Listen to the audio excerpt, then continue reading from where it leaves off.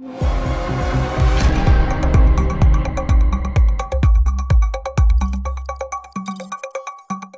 Premier ministre, chef du gouvernement Anatole Koliné-Makosso, a dévoilé ce lundi devant l'Assemblée nationale les 20 missions de son programme d'action 2026-2031. Le ministre de la Défense, Raymond Zéphirin Boulou, a réaffirmé l'engagement du gouvernement à renforcer la formation des cadres et à moderniser les équipements des forces armées et de la gendarmerie à l'occasion de leur 65e anniversaire célébré le 22 juin. En éducation, les épreuves écrites du brevet d'études du premier cycle BEPC ont débuté ce mardi 23 juin sur toute l'étendue du territoire national. En sport, la signature de Claude Leroy comme sélectionneur et consultant technique des Diables Rouges. Voilà tout pour les titres.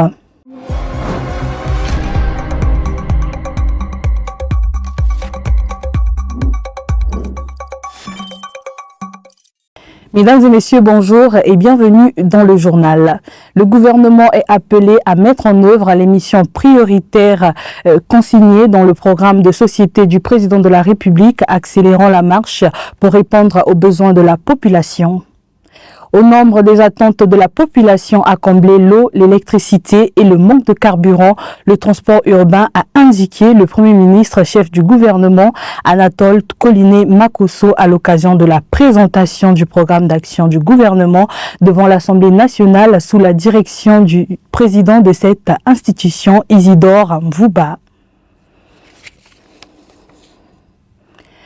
Les forces armées congolaises et la gendarmerie nationale ont célébré leur 65e anniversaire lors d'une cérémonie officielle marquée par des messages forts au cours de laquelle le ministre de la Défense Raymond Zéphirin Boulou a réaffirmé la volonté du gouvernement de moderniser l'armée et de renforcer la formation du personnel tout en rendant hommage aux soldats tombés au combat et en appelant les militaires conformément aux orientations du président de la République Denis Sassou Nguesso à faire preuve de rigueur et de discipline afin de garantir une force publique efficace, engagée et proche de la population pour assurer la sécurité sur l'ensemble du territoire national.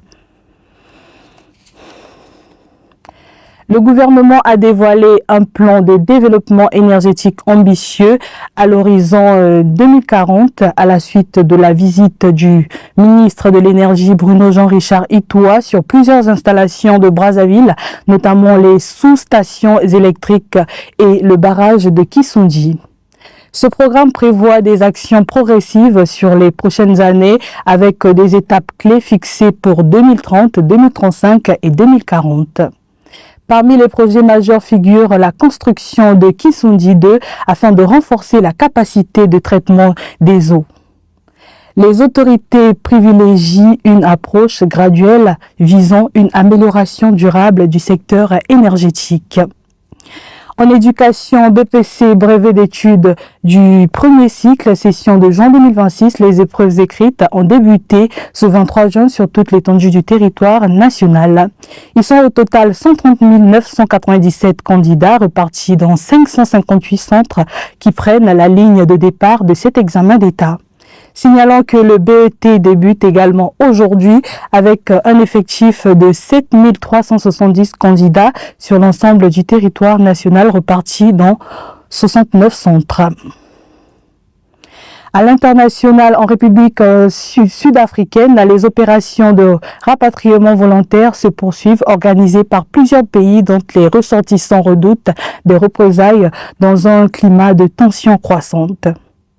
À l'approche du 30 juin, date à laquelle certaines organisations hostiles à l'immigration illégale prévoient de nouvelles actions, l'inquiétude ne cesse de grandir. Craignant des violences ou des actes de xénophobie, de nombreux immigrés choisissent de quitter le territoire, souvent dans l'urgence, tandis que les autorités appellent au calme et à la retenue. Place à présent à la culture avec Falaye Koumou.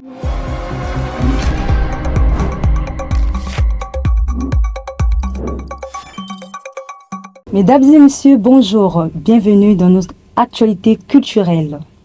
Le 21 juin 2026, l'humanité a célébré la Journée mondiale de la musique. Une date qui est une occasion pour les artistes de communiquer, partager leur passion et de mettre en valeur la richesse musicale. À Brazzaville, plusieurs manifestations ont été organisées à cette occasion. De Bas-Congo à Mongali, les artistes ont répondu présents.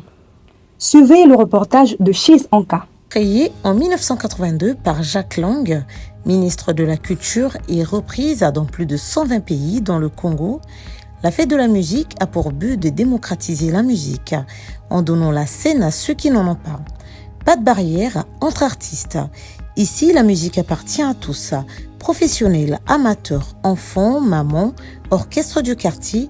Tout le monde s'est uni ce 21 juin pour célébrer la fête de la musique. De Bas-Congo à Mongali, Brazzaville est devenue une immense scène à ciel ouvert. Des voix, des guitares, nos artistes sont sortis pour partager leur passion avec leur public et mettre en lumière la richesse de notre musique congolaise. Des moments forts comme ceux que nous ont servi Roga Roga et son groupe Extra Musica qui ont enflammé l'espace La Détente à Bas-Congo.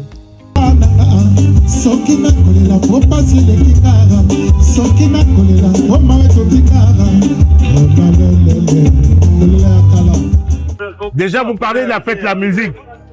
Et aujourd'hui au Congo, il faut rendre grâce déjà, faut remercier le promoteur, le tenancier du coin La Détente qui a produit l'artiste et son groupe parce que on n'a pas d'événement, on n'a pas célébré cet événement ailleurs. C'est un événement national, international, qui est de forte renommée pour la culture chez nous, la culture musicale. À savoir qu'on n'a rien fait, nous mélomanes de la musique, on est touchés. Et voilà pourquoi on s'accroche quand il y a une activité pareille. Il y a un concert populaire, on arrive, on va suivre. Parce que, si vous voulez, ça n'a pas été célébré dans notre pays. Et une façon de rendre hommage à la nation. Et l'artiste Roga, c'est l'icône de la musique. Vous savez, avec la musique, pour moi, je donne toujours de l'amour, en fait. Parce que sans l'amour, on ne peut rien faire. Donc, avec l'amour, on doit être bien avec toi. Avec l'amour, on peut tout faire. Avec l'amour, on peut aimer nos prochains. Avec l'amour, donc... La fête ne s'est pas arrêtée là. D'autres manifestations ont pris le relais dans plusieurs quartiers de Brazzaville. Au centre-ville, le centre commercial Super U Grand Fleuve a été transformé en une belle scène pour accueillir l'événement Kiabi Fashion Show.